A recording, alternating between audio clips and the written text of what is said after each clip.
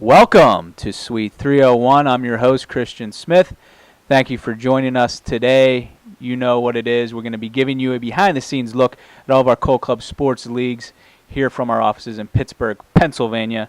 We are officially live on Facebook, and you can watch all of our broadcasts on our Suite 301 page and our Facebook group pages. As a reminder, remember to follow our Facebook groups and Twitter for the latest news. Also subscribe to our YouTube channel, Colt Club Sports, for videos from around the leagues, and also watch previous episodes of Suite 301. We are going to get right into it. We're going to talk to Savannah Aarons to go over some softball things, so we'll get her on the line. It is Savannah's birthday today, I'm being told.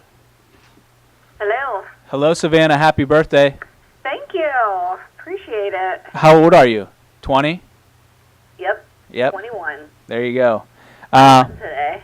Well, congratulations on your birthday, and let's talk about some softball things. What's going on in the NCSA right now? Lots going on. We've had 5 weeks of conference play already, so we've had a lot of softball played over the past 5 weeks. That's good. No clinching yet for postseason kind of stuff, but definitely well on our way to getting there. Any big upsets or anything like that? Yeah, I would say, I was going through, and I would say that I think the biggest upset would have been 2 weeks ago, Christopher Newport, who's a brand new team this year, took 2 of 3 from Virginia Tech. Wow. Who finished in the top 5 World Series teams this past season. So, good for them. I would say that that's definitely a big upset. All right, cool. And let's talk about the top. Is it the top 20 pool, right? Let's talk about that. Any shakeups? Yeah, we officially have a top 20 poll now. We've moved from 15 to 20, give teams some more recognition there. Lots of movement. We've got Arkansas State and JMU kind of going back and forth between that number 1 and 2 spot. So there's no real surprise there, but it's the other areas that are, the big shakeups where Florida, Mizzou, and UC Davis all fell out of the top 20. And Rutgers, Kansas State, Maryland, and Michigan State coming in. So, like I said, the past 5 weeks have been kind of crazy. We played a lot of softball. Lots of teams getting recognition on the top 20. In addition to the, top 20 teams, we've got another 27 teams in addition getting votes on that top 20. So, definitely some different opinions on the panel, and I like it that way because it really, at this point, is anybody's game. Yeah, absolutely. And the more, it's just like the baseball polls, the more teams play and, the teams get a bigger resume, so to speak, the tighter the top 20 pool becomes, there's less, others receiving votes and things like that. But, yeah, this early in the season, that's good that a lot of teams are getting that recognition. Now, I know we just finished, I believe it was last weekend, we had the Indy Invitational. How did that, I know you didn't go out there, but I'm sure you got word on how it went. So how'd that go? Absolutely. I was getting play-by-play updates. Cool. We have amazing staff there. Sammy, our Great Lakes Regional Director, was running that with the help of Rachel and Trace in the office. It was a great tournament, a super exciting end. The final game ended up being Grand Valley versus Illinois, which was a rematch of last season's Great Lakes Regional playoff. So and Illinois got there. They made it to the final round in walk-off fashion against West Virginia. So it was a super exciting weekend, very highly competitive. Some great teams there that showed what they have. Looking forward to seeing quite a few of those teams in the postseason this year. Well, cool. Yeah, no, I was, talking to Tracy or Rachel about the weather, and it wasn't looking good, but it seemed, I guess it was turned out all right, and it seemed like a great event. That was the second year of that, correct? Yep, absolutely, the second year, and it was. We had some pending weather, but like I like to say, don't count us out. The weather will always change. Yep. It would be my favorite job to be a weather person. Yeah. I could be wrong and never lose my job. Yep. Absolutely. Last thing I want to talk to you about, I know you've I see it on social media and such. Some new teams. What kind of new teams have we added to the league?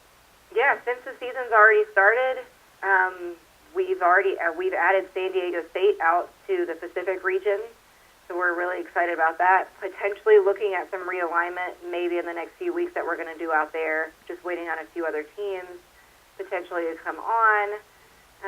So teams who are in the Pacific region, I know you guys are waiting patiently on your spring schedule, so just keep an eye out on that. That will be released by the end of the month. So perfect. Really excited. Well, anything else, Savannah? Anything else happening in the world of softball? Think so. Okay. Looking forward to maybe this time next month, maybe we will have some clinching going on. Maybe That's we'll have a crazy. few postseason teams. I don't know. Well, we will look forward to that. Thank you for joining us. Happy birthday to you. I hope you have some big plans tonight. I don't know if you do or not, but hopefully you do. Yeah. But yeah, we'll talk next month. Thanks, Savannah. Great. Thank you. See ya. Bye. Now we are going to transition into the softball portion of our show, and we're going to bring on Tracy Reardon to talk about, what did I say? Spring training portion of our show, and bring Tracy. Hello, Tracy. Hello, how are you? I'm very good. Have a seat. I think this is the first time I've ever been taller than you. Yeah, probably is. Probably the last. Probably the last time, too. I'm going to raise my chair. So let's talk about spring training. How are things shaping up with that? The fact that we're 1 month away from the early registration deadline, Yeah. where, I don't know where the time Yeah, it's went. scary, isn't it? November 15th for anyone that hasn't seen it on all of the posts and emails that Alex and I have been sending. November 15th is the last date that you can save your money on early registration. The registration deadline is December 1st, so only 2 weeks after that early registration period.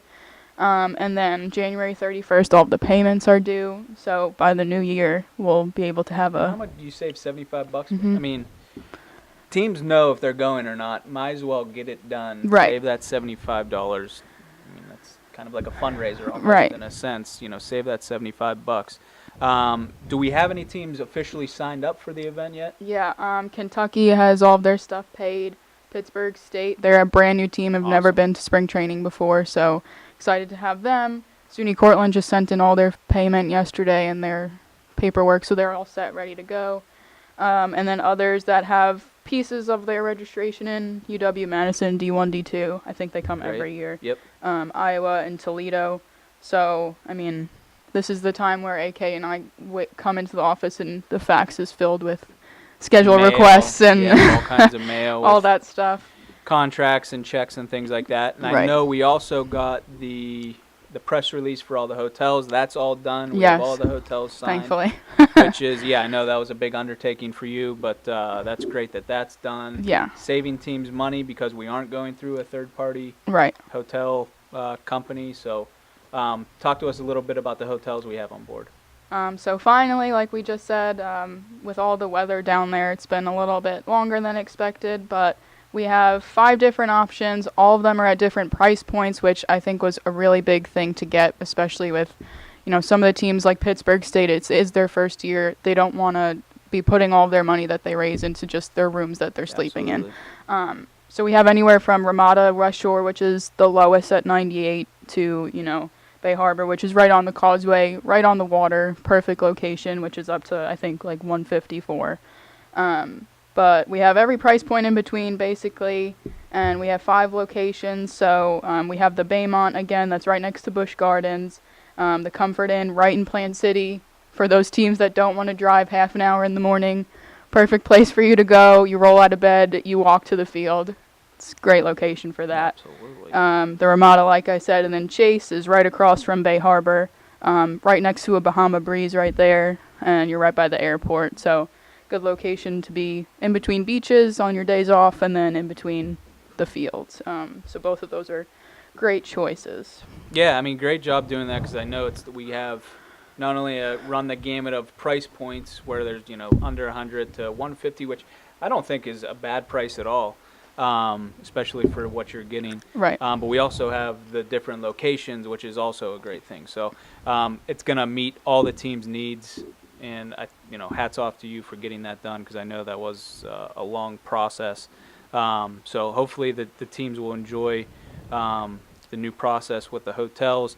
And you just got back from Tampa, what was it, on Monday, right? Yeah, I was there Wednesday through Friday of for the last week. sponsorship Yeah. trip, and It was good. Went well? Like last year, it's kind of a blur. Like, I get down there, get the rental car as soon as I get there, and it's just, off to the fields, make sure. We wanted to definitely put eyes on the field, especially after all the storms. Everything looks fantastic. Honestly, I sent pictures to Alex and Eric, and they said it looked in better shape than before the showcase last year. That's great. So I think they're doing a really good job with prepping, and they're very excited for us to come back, obviously. And I told Sandy yesterday I went to like 17 different places, talking to a bunch of managers at places, trying to get some good team nights for the teams to be able to make their time there better besides just playing. And then we have a big sponsorship that just came through. So Bay Harbor is one of our host hotels, as I just mentioned. They have a restaurant and like an outdoor patio seating area. They also have, the restaurant's called Beach Bar, and they came on as a naming rights sponsor. So our showcase will now be the NCBA and NCSA Spring Training Showcase presented by Beach Bar and Restaurant. So you'll be seeing a lot about that coming up. They're fantastic. I mean, Rachel, AK, and I ate there last year. So good. They have outdoor fire pits where you could just sit and enjoy the water. And they have a bunch of events that happen. There's like an outdoor gazebo where live music is played. There's karaoke, I think, when we were there. So it could be a really great place for the kids to go, especially if their parents come down, just enjoy the scenery and relax, especially after being out on the field all day. Yeah, congratulations on that. That's awesome. And what did you say? It's Bay Harbor. Is that the restaurant? Bay Harbor is the hotel. Beach Bar is the. So they're obviously investing a lot with us. You Right. know, we hope that the teams that go down there and even especially that stay there really, patronize the restaurant and really make that sponsorship worthwhile to them. So thank you for the Bay Harbor for doing that sponsorship. And I'm assuming whenever we start signing more sponsors, there will be another press release sent out to the teams. Yeah. All right. Well, great. They're looking forward. Part of their package is to be able to come up to the field. So they're looking forward to a lot of the interaction with the fans and the kids and doing some giveaways, giving out coupons for them to come down and, activate their sponsorship. Absolutely. Very good. Very, very good. Well, that's great. Tracy, fantastic work as always. Let's talk real quick the West Spring Training. West. I Henderson. know we have one team signed up for that. Yes, Idaho State. They're looking to use this showcase as they want to play 8 games. So we need to get them people to play because we will. I mean, they're definitely ready. Good. And that, any questions about the West Spring Training Showcase? It's up and running. We have the dates, and if you have any questions about that, definitely ask Tracy. But I'm sure she'll be in touch with you guys to make sure you're aware of all that's going on in Henderson, Nevada, and the date's May 20th. March 19th through the 25th. Did I say May? Yeah, that's fine. I knew it started with an M. All right, Tracy, anything else spring training? I don't think so. I mean, just get your stuff in early. You don't want to have to worry about it during finals and, leaving for the holiday break. Just make sure you get it in on time and don't put your club sports people through terrible time trying to wait till the last minute. Never fun. It's always a good plan. Thank you, Tracy. Appreciate your time. We're going to take a commercial break, and we will be back to talk about NCBA stuff. The Game is the official headwear sponsor of Cold Club Sports. They offer an early order discount to all of our leagues on top of their already low prices. Go to thegameheadwear.com and check out their wide selection of on-the-field hats, off-the-field boonies, beanies, and visors. Contact Felicia Battaglia at coldclubsports.com for all of your headwear needs. Avis is the proud rental car partner of Cold Club Sports. From compact cars to 15-passenger vans, Avis has it all. Teams and players receive exclusive pricing and the waiver of the 25 or younger driver fee. For more information on how to reserve your vehicles, contact Alex Kane today. alex.kane@coldclubsports.com.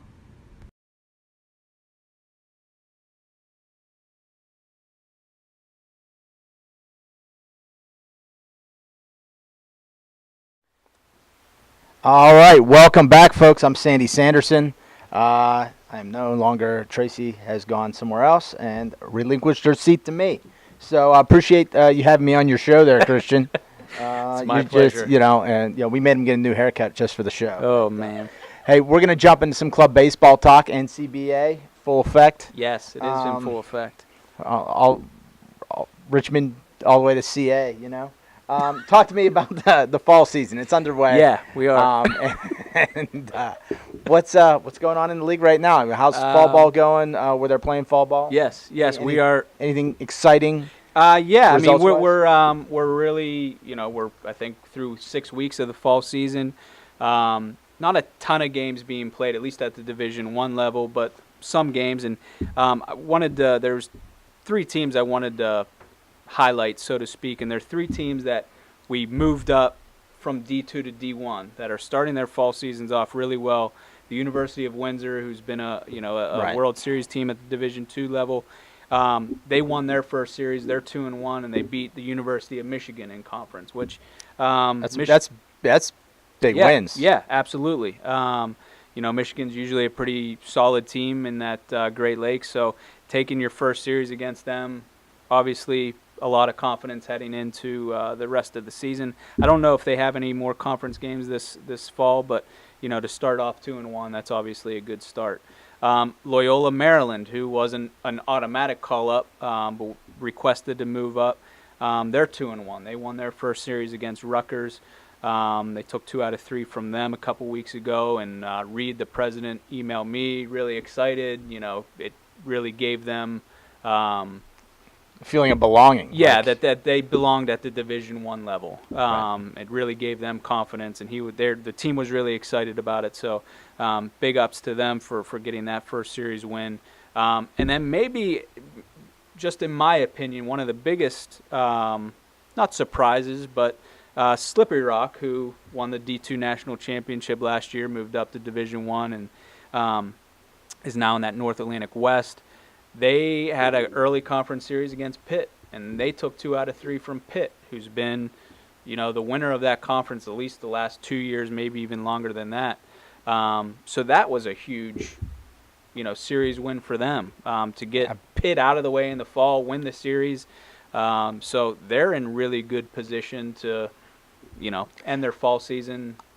I don't know if I said it on air or if I just said it behind closed doors, but I think Slippery Rock is a team that's going to go to regionals in their first year in Division I. Oh, yeah. I think they're an outstanding ball club. I got to And they're see them up at the fall tournament up in Butler, and they didn't make past the pool play, but I think they really used that as getting looks at guys. It wasn't about winning that tournament. That really wasn't their goal. It was more of just learning that, learning things on the field to get into conference play, and it obviously paid off. Because Pitt, who went to the championship game against Maryland in that fall tournament, who's always a really good club baseball team.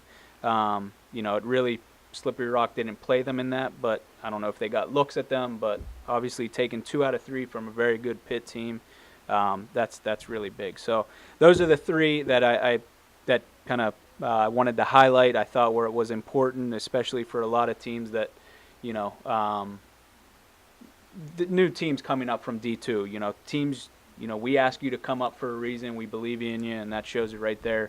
The D2 teams that are now in D1 succeeding.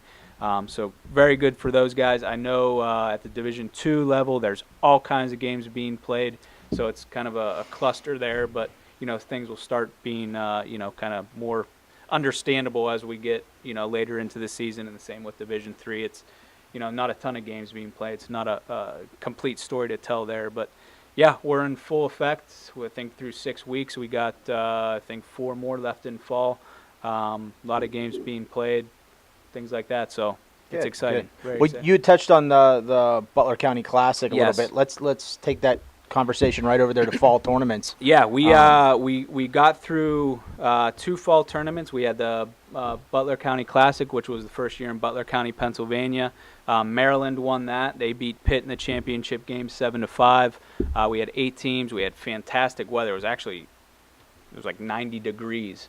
Really, really hot, but fields were great. It was a great venue for the teams. The teams really enjoyed it. It was a great event.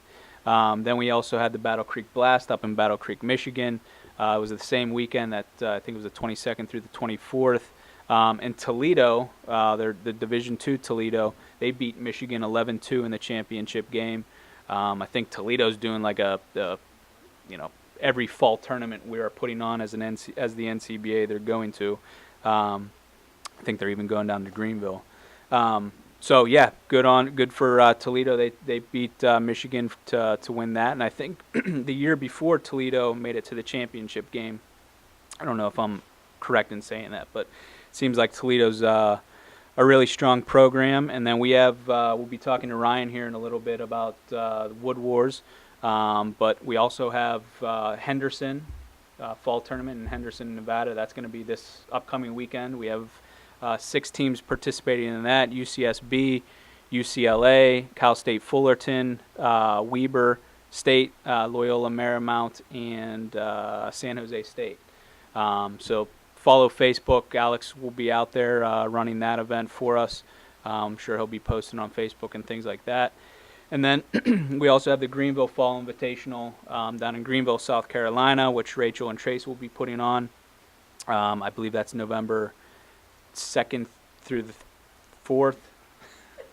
Sounds right. Early November. They have 16 teams going down, which is awesome. So really excited for them to put that on. So lots of things going on in the fall, but obviously we'll get Ryan on the line to talk Wood Wars, because I know that seemed to be a huge success, and they had a change of venue this year, so we'll have to talk to Ryan about that. But yeah, everything great fall tournament wise. Excellent. Well, yeah, I'm just going to go a little bit off the topic real quick. Oh, we got Ryan, so we'll stick to the program, the originally scheduled program. Ryan Norris, how you doing? I'm doing great. Hey guys, how are you? Doing fantastic. Good to hear that voice. It's like velvet mixed with peanut butter. A lot better than last time you heard me at the World Series. Yeah, I'm sure. Yeah, it was. It does sound a lot better. Thanks for coming on, Ryan. I know Wood Wars was last weekend. Talk to us about it. I know, switched locations. There's a couple things that, made it a little more difficult on you logistically wise, but I think from the team standpoint, it was just another success in Wood Wars history. Yeah, so I guess before we get started on Wood Wars, I wanted to comment on the job that Tracy Reardon's doing. Spring training sounds like it's going to be a blast this year, and the West Coast spring training sounds pretty neat as well. And love the logo, so just wanted to say everything looking great there, so great job, Tracy. So Wood Wars, yeah, so we had a little bit of a curveball thrown our way after last year's Wood Wars. The outstanding facility that we were using in Dallas had a fourplex plus a stadium right across the parking lot, and the fourplex was all 90-foot bases, and that is something that is incredibly difficult to find. And so they sold that facility and converted it into a different sporting complex. I believe they turned it into a hockey rink of all things in Texas. But smart. So that facility went away, and so we were forced to kind of go reevaluate finding a new home for Wood Wars. And so we did that, and we moved locations just down the road, still in Dallas, to Euless, Texas. And it's about a handful of miles just north of the Dallas Cowboys' new stadium, and kind of in the Arlington area. So right near Dallas-Fort Worth Airport, so any teams that wanted to come in from out of state could. A lot of neat things to do right there in that area. It was a great location as far as being central to everyone. As far as the fields, our new home was absolutely spectacular.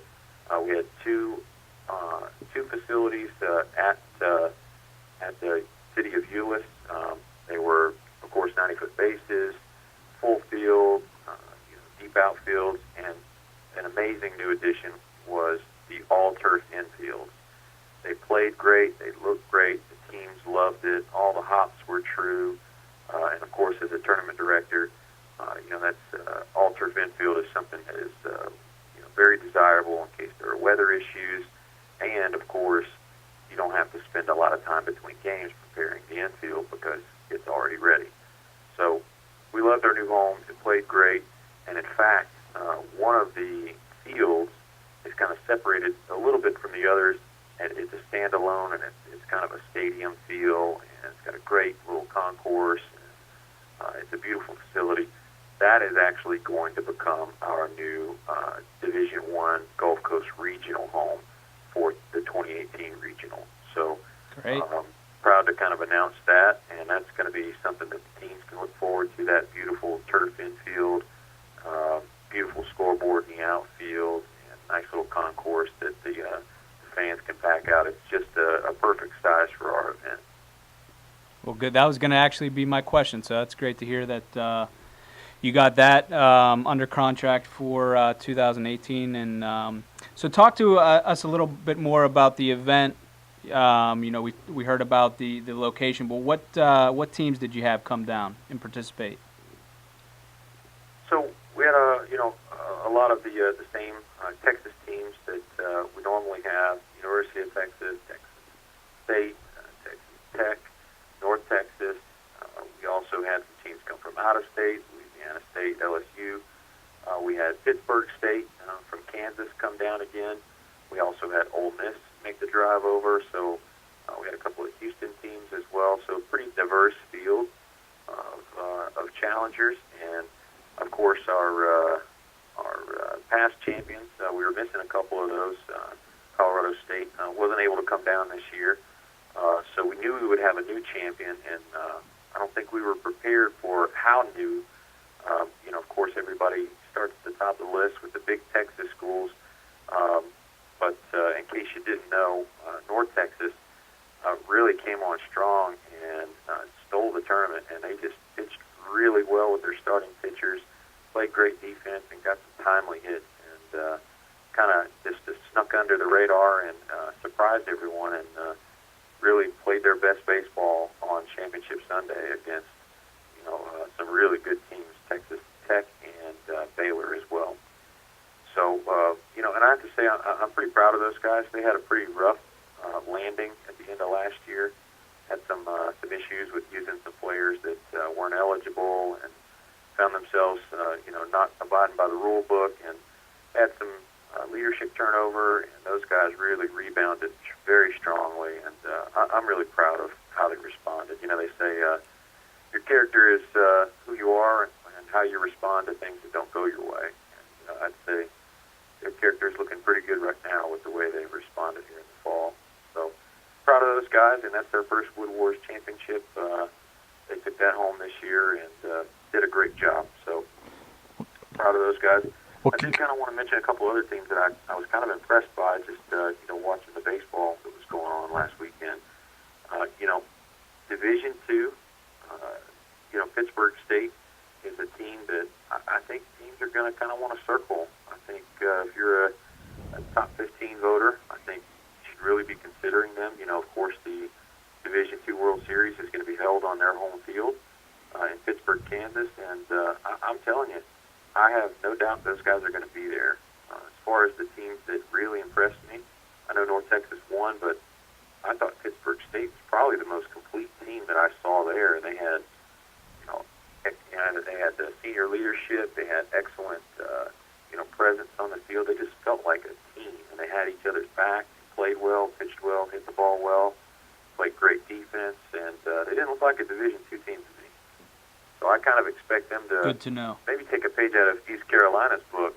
East Carolina went to the Division I World Series close to their home last year and packed the house. And I think Eric Curtori in Division II, I think when he puts that event on, I think he's going to have Pittsburgh State there, and I think they're going to pack the house. And, they may even take it home. So I think they're a team to watch. They were really good. Some good A insight. couple other teams, I had a very challenging pool. I put together kind of the group of death, if you want to use a soccer term, with LSU and we had LSU with Tulane and Texas Tech and Texas State. That was an excellent pool. And the team that finished last in that pool was LSU, and they're one of our regional teams from the past 2 years. They finished 0-3. They lost 3 one-run ball games. So that's how close it was, and 2 of those were extra inning games. So, Texas State, which is our Division I Gulf Coast regional champion, they participated in that pool and played very well. They had a lot of fight in them as well, and I think they're going to be somebody to watch in the Gulf Coast. Texas Tech rebounded and actually won that pool, and just kind of ran out of gas on Sunday, but they fought really well and had a good baseball team. So Tulane, another good team. So, I mean, a lot of really good teams. That was a very well-played pool. So I think there's some really exciting things coming in the spring. So I kind of look out for some of those teams that I just mentioned.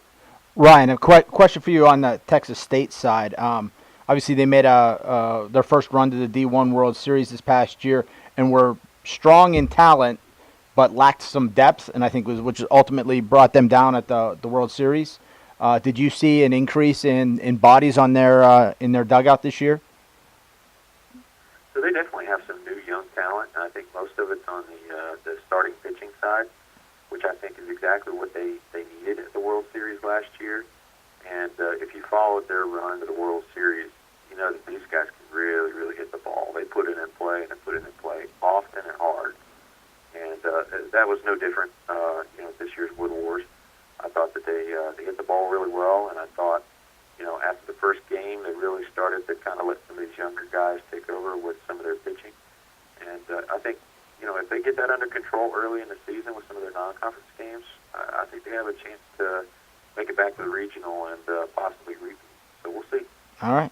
Well, getting back to Wood Wars, talk to us about your Swing It Challenge. I know you always, bring a little new endeavor into the mix of the traditional baseball tournament weekend. Talk to us about how that event went. Yeah, so this is our 5th year in a row doing the Swing It Hitters Challenge, and for those who don't know, this is a really fun, fast-paced, interactive event. It allows us to get every single team in the tournament on the field at the same time. We get all their fans and all the other teammates at the ballpark, and we have a full house. And this is, for club baseball guys, it's one of the rare times that they get to participate in an event like this and to swing it in front of a full house. And we have a live DJ, and we play music, and each school has a team of 4 guys, 3 hitters, and 1 batting practice pitcher. And each team gets a minute and a half, and each hitter gets 5 cuts. And wherever the ball lands, we have sections of the field cordoned off with associated point values, and we had a local high school out there shagging balls. And it was a great time, and actually it came down to the second to last swing, and it was a home run by the Pittsburgh State Gorillas, and they just erupted, and they knew they had won it, and they had just a terrific time, and they really brought it, and they won $300 in cash as their winnings from the event. So a great time was had by all, and it was another successful endeavor. All right, outstanding. And talk about, I know you always are partnering with the USO. I'm assuming that was again this year, and if so, how'd that go? Yeah, so we did partner with the USO again. We were very fortunate, and we had 2 active duty Marines from the Dallas area come out, 2 young men that were fine gentlemen that came out and spent the evening with us. They got to know the teams on the field, hang out in the dugout for a little while. They threw out our first pitches. We were honored to have a retired Air Force captain that is currently a volunteer with the USO come out. He accepted the check that we presented with the proceeds from the tournament to the USO, and we're approaching the $5,000 mark with them here in the last couple of years. So they're a great partner. It's a great organization, and would encourage anybody to support them and the folks that they help. All right. Well, great, Ryan. Anything else to announce? Anything else going on in Gulf Coast or Wood Wars? Yeah, so I did want to bring up one thing, I guess, just here in parting. This was the 9th year that we've done Wood Wars, which means next year is going to be our 10th anniversary, which, we're always trying to do bigger and better, and there's no bigger and better way to do the 10th anniversary than to expand the field back to 20. We'll be adding more fields. We're going to try to get some of the staff down there so that you guys can participate. We're going to do more social media. We're going to try to do some live games, streaming. And there's going to be some really crazy stuff that we have set up. One of the things is next year, the winner of the Swing It Hitters Challenge not only gets the money, but they're also going to get a spot in next year's Sunday playoffs. So that should add some more incentive to that. We're also looking at having a past champions pool where we pull more than one team out of that pool into the playoffs. So I think there's going to be a lot of crazy things. We're going to do it up really big. So we'll be looking to put out that registration probably next June. Would be about the time frame. So it's going to be great, and it's going to be our 10th anniversary. So looking forward to that one already, and looking forward to a good spring season with the Gulf Coast, and look forward to seeing how well some of these other teams like Ole Miss and Pitt that came from outside the region can do in their respective conferences as well. All right. Well, Ryan, before we let you go, one more thing I want to ask you, and I was about to get to ask Christian this. It's been an odd summer for weather, and I know you're a Houston native. We're very grateful that you and your family were able to overcome the hurricane and be safe, and be reunited back together. I know your family had to separate for a little bit for safety reasons. Has there been any results from that on the club baseball side with teams in the Houston area that are basically facilities are decimated where they're not sure they're going to have trouble operating this season? Yeah, so two teams come to mind, and I'm sure there are more than this, but two that I'm very acutely aware of. One being the University of Houston. Obviously, a lot of their students, that's a largely commuter school, and so a lot of their students live in the surrounding areas where the flooding was very, very heavy during this historic weather event. And so, there are students that are working their way through that. Club teams operating, they were at Wood Wars. Not a whole lot of extremely bad stories, but everyone's connected to folks who have been touched by this event. So, obviously thinking about them and their recovery is something that other folks can do. But Lone Star College up in Kingwood, they were hurt pretty badly by this event. They have their own field on campus and have a beautiful campus at the two-year school, and they were hit pretty hard. Flooding was pretty heavy there. It actually did a pretty fair amount of damage on their facilities at the college as well as on the field, and they've kind of elected to focus on getting that back together and going forward as a school and getting their field back in working order this fall. And so they're not doing any fall activities, but we expect them to see them in the spring. So they're another team that you can kind of be thinking about as they try to recover and get back on their feet for the spring. So I'm sure they would appreciate all the thoughts. Well, thank you for that update. And Christian, on this California fire side, have we heard anything from our Northern California baseball teams with any similar issues? We got wet in the south and fire on the west. Yeah, I personally haven't heard anything. I'm sure they're Sonoma State is right in the middle of those wildfires going on. I personally haven't heard anything, but it'll be good for me a reminder for me to reach out to them to see if things are okay for them, how things are shaping up for them. So I'll be sure to reach out to them. All right, Ryan. Well, we appreciate you joining us on the show, and congrats on another great Wood Wars. Look forward to being down there for the 10th anniversary.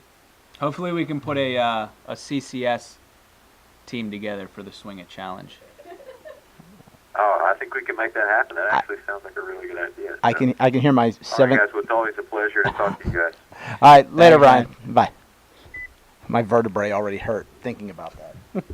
All right, so that's Ryan Norris running his 9th successful Wood Wars tournament. So good for him. And anything else you want to chime in on the baseball side before we cut the break? No, I mean teams. There's only a handful of teams, at least on the D1 side, which I'm mostly in touch with regarding rosters, getting that kind of stuff taken care of. The NOPAC is the only conference we're still waiting on conference schedules for. Those will be out ASAP, just waiting on a piece of paperwork from COCC, their LPA, before we start getting those schedules done. So any questions about anything baseball related, you can always reach out to me. Contact information is on the website. And on the D2 side, I believe last Suite 301, we talked about the new names for the new conferences. Yes. The logos have been released. They now, are. right? They're out. Yep. They're out there. So teams can download their logo, put them up on their own team pages. Yep. Yeah, they're all up getting excited about on conference page, and they look really good. They're Good. really, really nice. So, great job, Preston, who designed those and does a lot of our logos. Yeah, they turned out really, really nice. All right, well, that's going to wrap up the club baseball segment of the show. We're going to take a quick break, and then we'll be back with club basketball. Wood. Rawlings is proud to be partnered with Call Club Sports. If your team is in need of any products that Rawlings has to offer, contact us today. Rawlings, the finest in the field. Wilson is proud to be partnered with Cole Club Sports. Whether it be footballs, basketballs, or baseball bats from Dean Marini and Louisville Slugger, Wilson has it all. If your team has any needs for Wilson products, contact us today.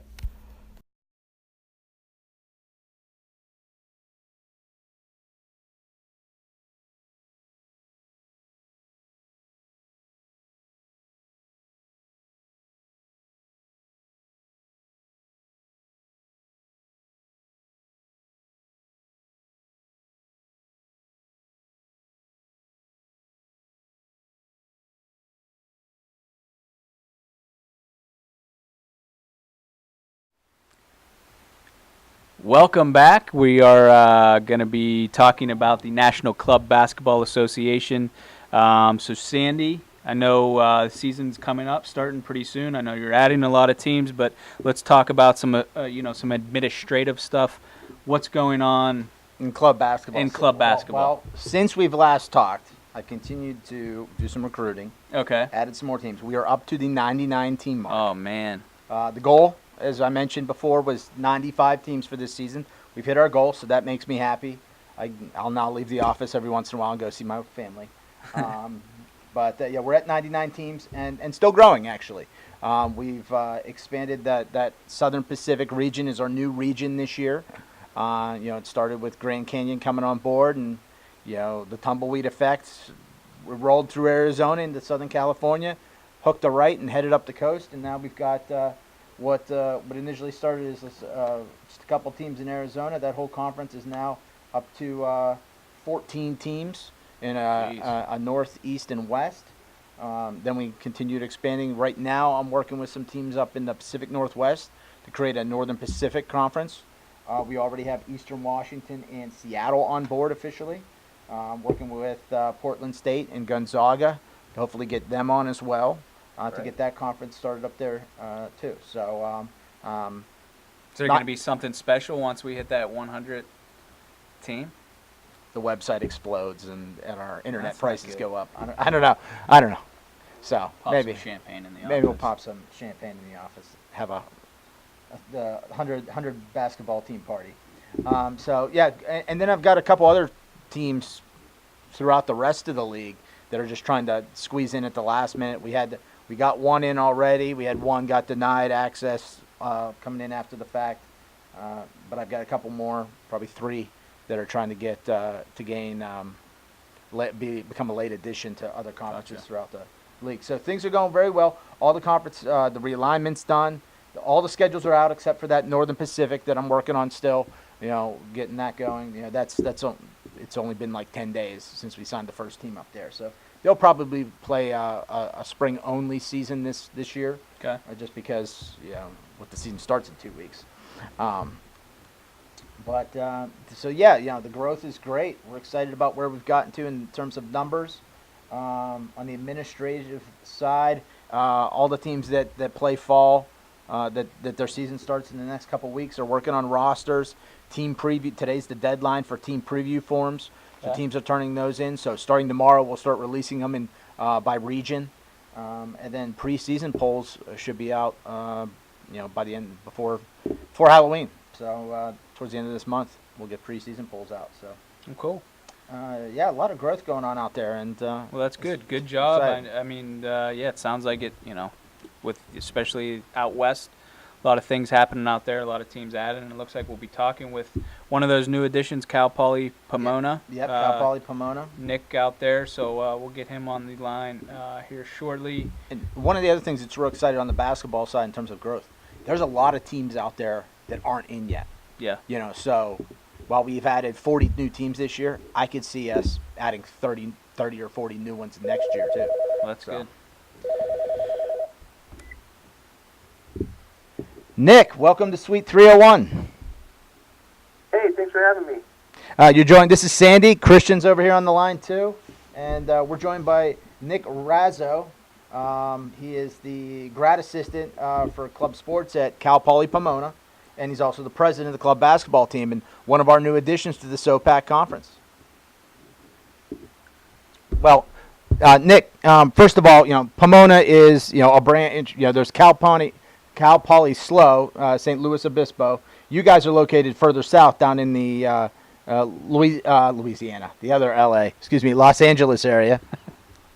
So we're excited to have you guys on, and even more recently, you guys came on a couple weeks ago, and then a week later, Nick calls me up and says, Sandy, we've had our tryouts. We've got 2 teams now. We want to get them both in. So we were able to work through that and make it happen. It forced us to split the Southern Pacific West into a North and South, and because the number of teams we grew it too much. So we certainly are excited to have your team coming on board twofold with 2 groups. What's the the feeling over there on your campus with your teams now that you realize, hey, we're now in a league. We've got a conference schedule laid out. How has the attitude changed at practice compared to, let's say, last year when you were just, getting ready to play basketball because you like basketball? Yeah, we're definitely excited to be in a league over here where last year we only had scrimmages going, so we didn't have much going for us. So practice was just kind of, laid back and not very competitive. But now that we're actually in the league, and we have games already set up for us, the players are super excited. Practice is a lot more competitive, and all the players are just talking about how excited they are to go out and actually compete against other universities and have it go down on a record. Now, what's the makeup of the team? Are most of these guys, they played high school basketball and found out about the club and joined the team? Yeah, we have a couple freshmen who tried out recently, and they played high school basketball. But a lot of our returners actually played. Some of them played community college. Some of them played club sports at another university, and they all just came together and heard about the club that I put together, and they were super excited to try out. And now they're all here waiting for the season to start. Now, with having 2 teams, what, as the president of the organization, what method have you used to determine who's on which team? For example, last year Wisconsin divvied up their guys kind of equally and spread them across both. Wisconsin had 2 teams last year, red and the white team, and they kind of divided their guys up evenly. Versus Purdue, who had 2 teams last year, loaded one team, and then the other team was sort of like developmental. To build guys up that can replace the graduating seniors on the other team, sort of an A and B philosophy. What philosophy have you gone with over there? Well, last year we also had 2 teams, but like I said, we only did scrimmages, so we had somewhat of an A team who was really good, and then a B team who was that developmental team that also went out and competed against other schools in scrimmage, but they were the more developmental team. This year, however, when we had tryouts, we realized that we had a lot of good guards and a lot of good bigs. And one problem last year was playing time with that A team. So this year what we did, we just split up both teams, 8 and 8, 8 players in each team. That might go up to 10. We'll go ahead and see before we send the roster out. But yeah, we just kind of set them equal, and we went from there. We just kind of decided who was going to be on CCT Gold, and then who was going to be on CCT Green. But they're both equally as good, I believe. So they'll both be very competitive when they go out and play against other universities. And speaking of other universities, who do you think will be your biggest rival within your conference this season? Within our conference, that's a good question. It'd probably be UC Irvine, just because they're so close by. But I mean, naturally, I know they're not in our conference, but it would be Cal Poly San Luis Obispo just because they're the other Cal Poly. But if it had to be someone within our conference, it would probably be UC Irvine just because they're down the street here. Okay. Now, do you think you'll schedule some non-conference games against Cal Poly SLU? Hopefully, I haven't really reached out to the president and talked about that yet, but I know we go out to the NERSA tournament every year, and they're out there, and we haven't had a chance to play them at the tournament, but I know it's always been it's Cal Poly Pomona, that's Cal Poly SLO, so we want to go out and show them who's the better Cal Poly. There you go. All right. Sounds good. All right. Well, Nick, we appreciate you coming on the show, and hopefully we'll have you back later in the season with talks about some W's on the board. Yeah, definitely. Thanks for having me, Sandy. No problem. Take care. You too. Bye. Bye. All right. That's Nick Razzo from Cal Poly Pomona. Man, was he excited when he came to me. He came back. They joined. He's like, Sandy, we want to put a second team in. Yeah. We got enough guys. We want to put a second team in. And so we went back and forth on that for a while to make sure, they were prepped for it. And the way things fell with the conference realignment, that Southern Pacific West is a nice tight grouped bunch of teams. So good. Looking forward to seeing how they absolutely compete this year. Yeah, exactly. And what I'm always excited about is the national championship, where you get these teams from different corners of the country and see how different areas play ball differently. Yep. So now we'll have West Coast representation at the national championship. So excited about that. So. Beautiful. Well, we are going to take a quick commercial break, and we will be right back to talk National Club Football Association. Sounds good. Fundraiser is the official fundraising platform of Cole Club Sports. Teams have the opportunity to create a free online campaign to begin accepting donations in hopes of reaching their fundraising goals. Please be sure to contact Cole Club Sports for more information on this amazing platform for all of your team's fundraising needs. Motel 6 is the proud lodging partner of Cole Club Sports. All teams, players, and fans receive 10% off the best available nightly rate. For more information on how to book your rooms, contact Alex Kane today. alex.kane@coleclubsports.com.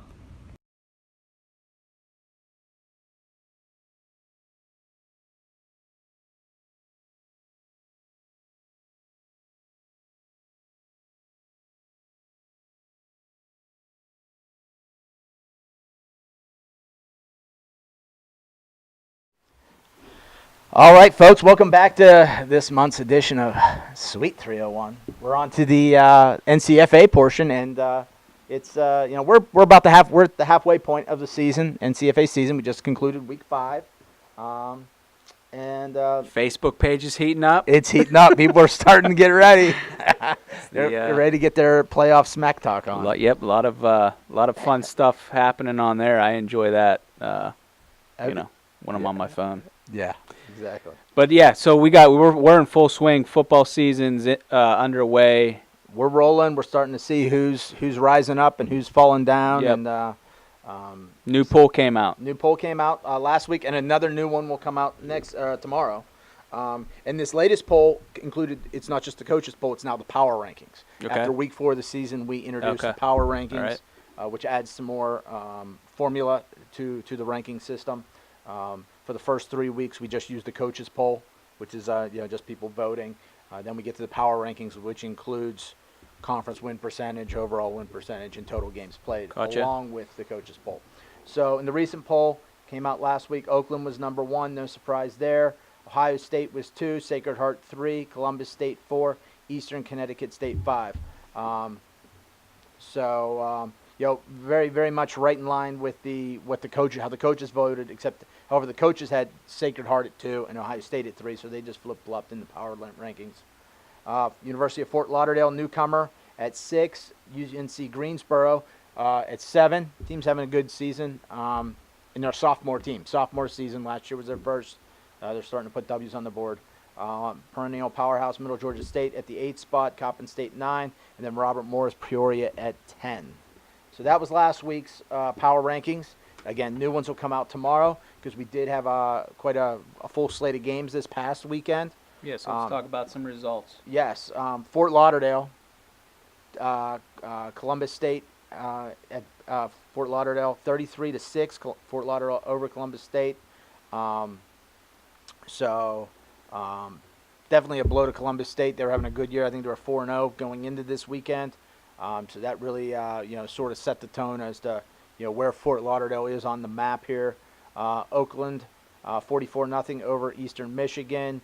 Eastern Connecticut, 24-0 over Vermont. Sacred Heart, 69-0 over Hartford. Those two teams, Eastern and Sacred Heart, are pulling away in the North Atlantic. They'll match up in Week 8. Ohio State, 29, Pitt, 16. Ohio State's, I believe, 5-0 right now on the season, having a really good year. Pitt is growing.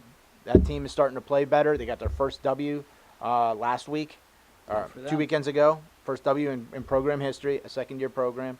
And then they played Ohio State tough, 29-16. Middle Georgia, 31, Florida, 12. And then one of the big games that happened was Miami, 22, Wright State, 3. I was very surprised, not necessarily by the outcome, but how lopsided the outcome was of that game. Okay. That really hurts Wright State in their pursuit to get to the conference championship game.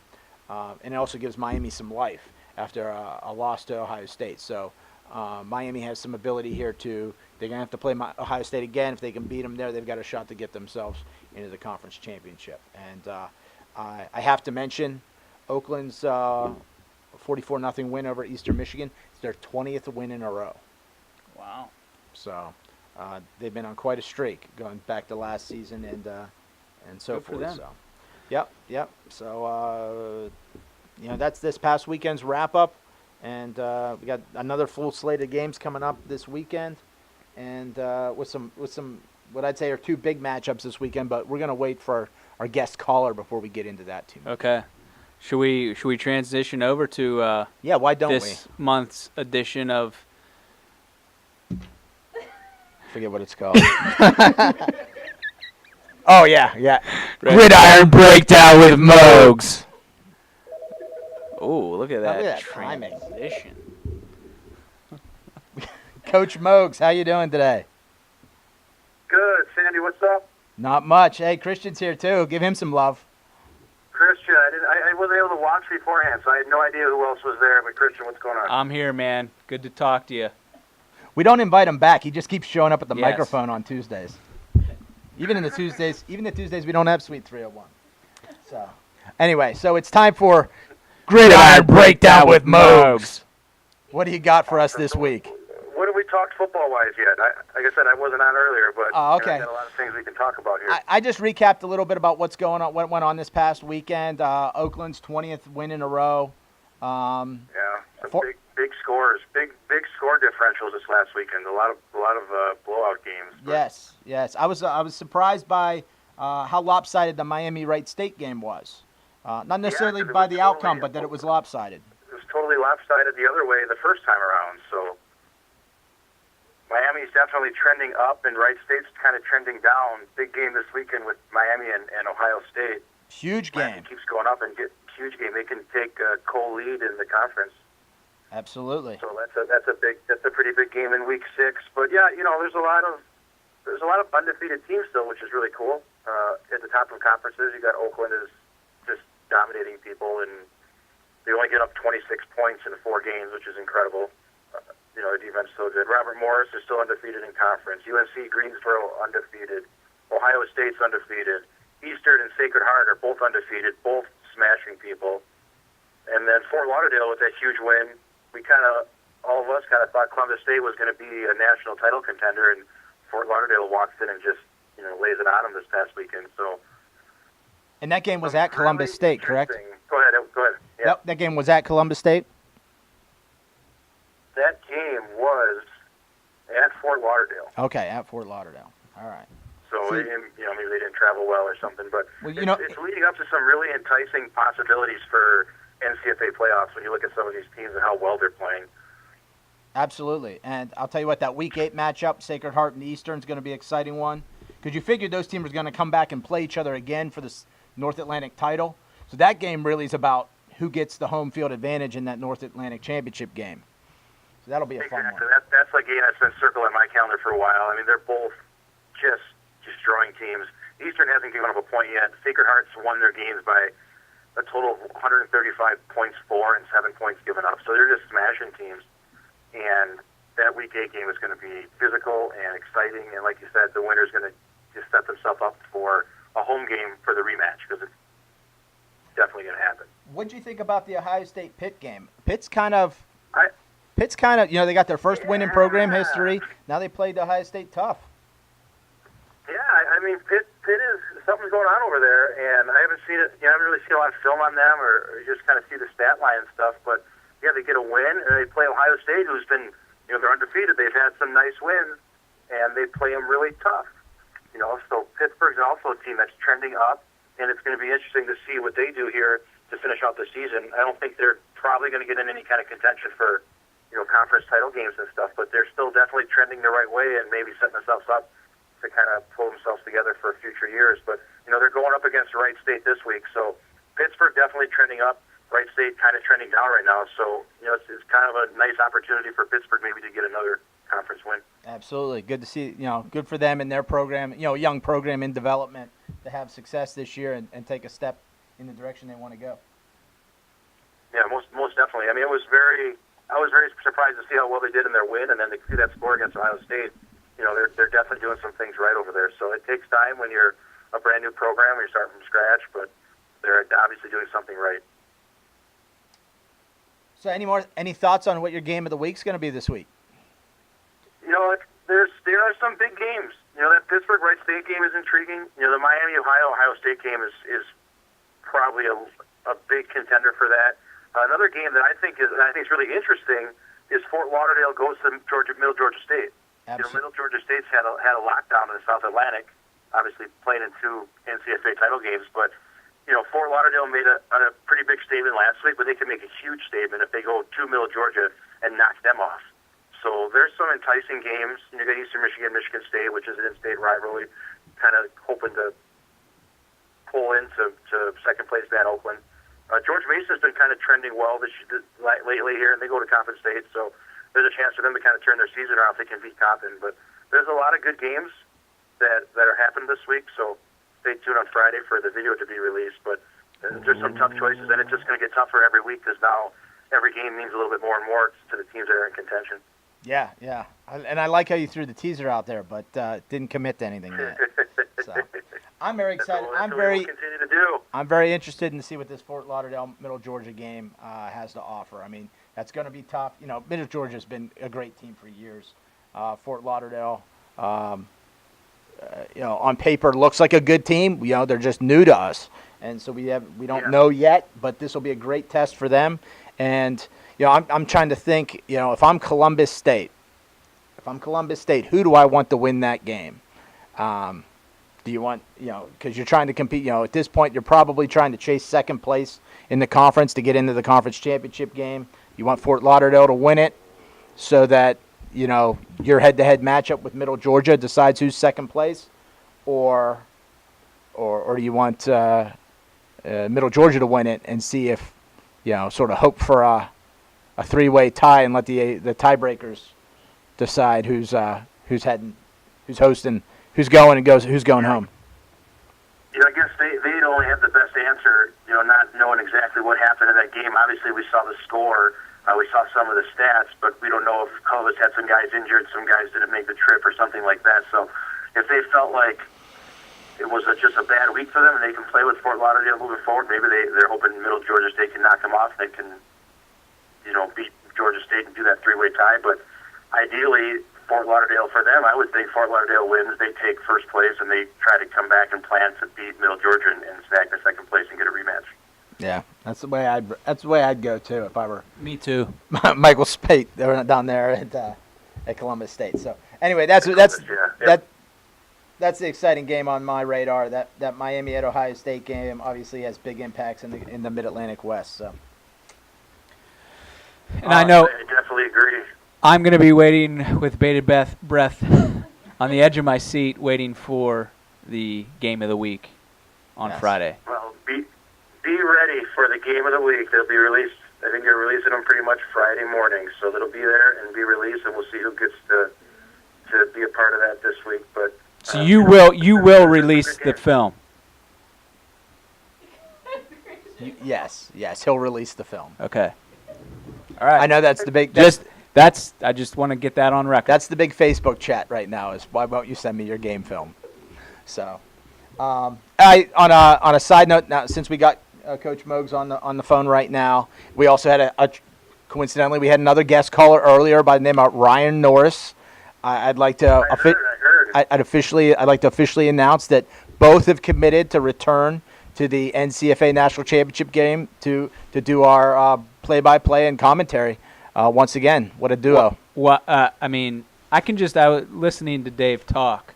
You know, not only is he knowledgeable, but he's got a really good voice, just like Ryan does. And we're a good team. You are, and Ryan. I mean, he doesn't like people in the booth with him. I think that's, he likes to kind of be focused in his zone. So, whenever we hear that, he loves having Dave in the booth with him, I mean, that's a huge compliment to you. And in my opinion, yeah, you're very knowledgeable on football, but you have a really, really good voice. Like, it's just a good, soothing voice that I think complements. I've heard that before, but I will take that compliment. Yeah, well, it complements Ryan's really nicely too, because Ryan has that good radio voice. It's become clear that you're lacking sleep, Christian. Yeah, but I do think that. I do think that. Yes. So hats off to you. We got good chemistry together, and I think listening back to the broadcast the last couple of years, they sound awesome coming back and listening to them. So absolutely, hopefully we come back on it with our A game. We could able to elevate a little bit, do some cooler stuff, and make it exciting for the people that can't make it out to West Virginia to watch the game. Well, Coach, we appreciate you being on the phone with us today, and next month we'll probably be talking about some national championship predictions. At that point, we'll have we'll seen enough of the cards to have some predictions. It's a huge game, so make sure you stay tuned for some of these big games. The next 3 weeks are some huge games that are going to really align the playoffs picture and conference title game pictures. Sounds good. Thank you, sir. Thanks for your time today. Thanks, guys. I'll talk to you soon. See ya. Bye. Bye. Just another great edition of Gridiron Breakdown with Mogs. All right. Well, that's going to conclude our NCFA segment of the show for this month. So that's most of that's our content. All we got to do is sign off and call it a day. So that's it for this month. We appreciate you tuning in and this episode of Suite 301. As always, don't forget to follow us on Twitter and Facebook. And next episode is Tuesday, November 21st. That's November 21st. That's like a couple days before Thanksgiving. Are we going to be here? Yeah. All right. We'll make sure to. That's unbelievable. We're working on that day. We'll be here, I guess, Tuesday November and Thanksgiving. 21st at 3:01 p.m. Right here on Facebook Live. Join us then to catch up again on everything that's happening around Cole Club Sports. And don't forget, it's a game. Have fun.